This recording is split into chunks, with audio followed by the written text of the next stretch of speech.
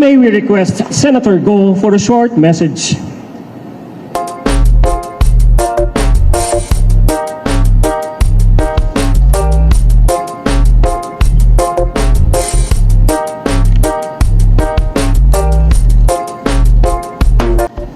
Magandang araw po sa ating lahat, mga minamahal kong kababayang Pilipino. Maayong adlaw, assalamualaikum.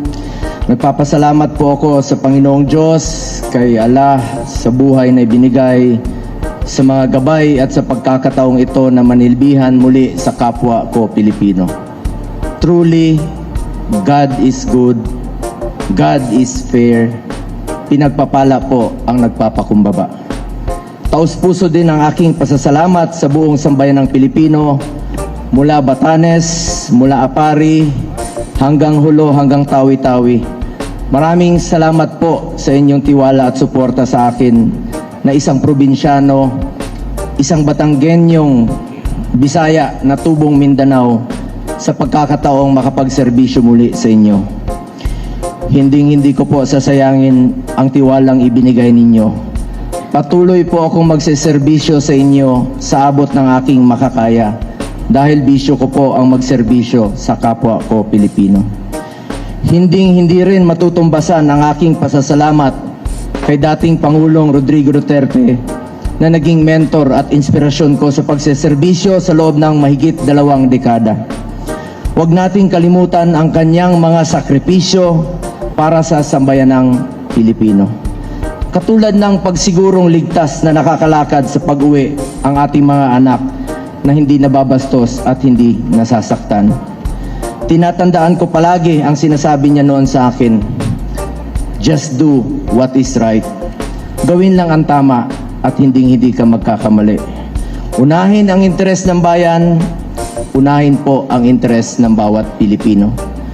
Maraming salamat din po sa ating Vice President Sara Duterte sa pag-endurso sa aming mga Duterten senatorial candidates. Salamat sa mga staff.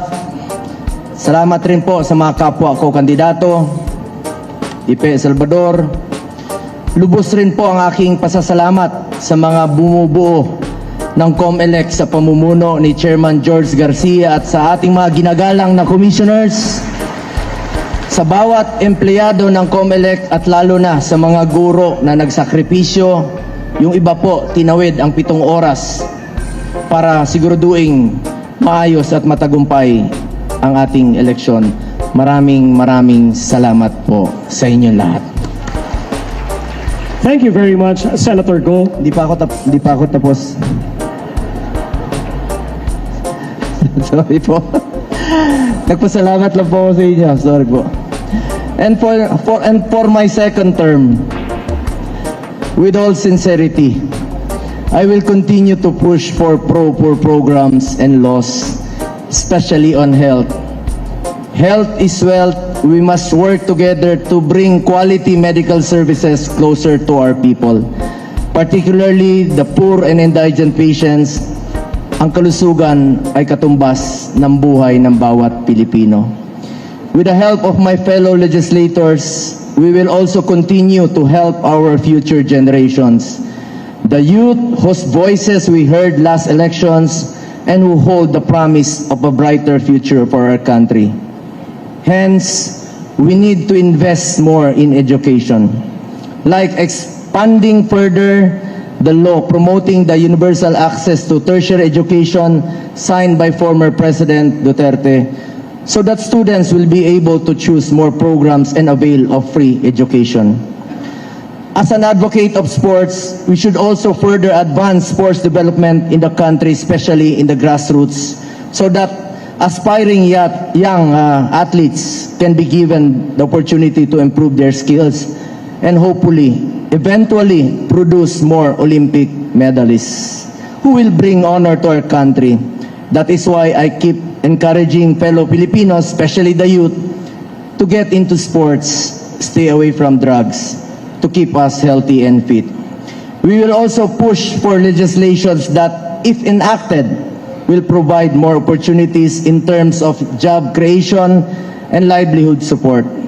Together, we must pursue and strengthen food security in order to ensure that there is food on the table of our people. Importante po sa akin ang laman ng tiyan ng mga kababayan natin, lalong-lalo na po yung mga mahirap. We must continue our fight against criminality, illegal drugs, and corruption for a more peaceful and orderly society. Mahalaga pong nakakalakad sa gabi ang ating mga kababayan na walang takot. Hindi po ako politiko na mangangako. Gagawin ko lang po ang aking trabaho para sa Pilipino. The measure of the success of a society is the way it treats and takes care of its own people. As such, starting today, let us now buckle down to work. Magtrabaho na po tayo. Hindi ko po matiis na nakaupo lamang sa opisina habang marami sa ating mga kababayan ang patuloy na naghihirap. Hindi lang naman legislation ang trabaho ng isang senador. Kasama din dito ang mandato, ang oversight para masigurong tama ang ginagawa ng mga ahensya ng gobyerno, representation para makinig sa inyong mga hinaing at maging boses nyo sa Senado, constituency, kayo yon bilang aming pinagsisilbihan. With all humility, I wish to be remembered not just as a senator, but as a public servant who puts first the welfare of our people at all times, particularly the poor and the less fortunate in life. Patuloy po ako magsiservisyo sa inyo sa abot ng aking makakaya. Sipag, pagmamalasakit at more serbisyo po ang pwede kong ialay sa ating mga kababayang Pilipino. Minsan lang po tayo dadaan sa mundong ito. Kung ano pong kabutihan o tulong na pwede po natin gawin sa ating kapwa, ay gawin na po natin ngayon dahil hindi na tayo babalik sa mundong ito. Ako po ang inyong Senator Kuya Bongo, patuloy na magsiservisyo sa inyo lahat. Dahil ako po'y naniniwala na ang serbisyo po sa tao ay serbisyo po yan sa Diyos. Maraming salamat po sa inyong tiwala at suporta.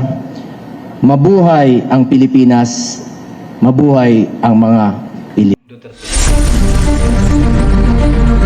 Hello guys, please subscribe to YouTube channel. Thank you.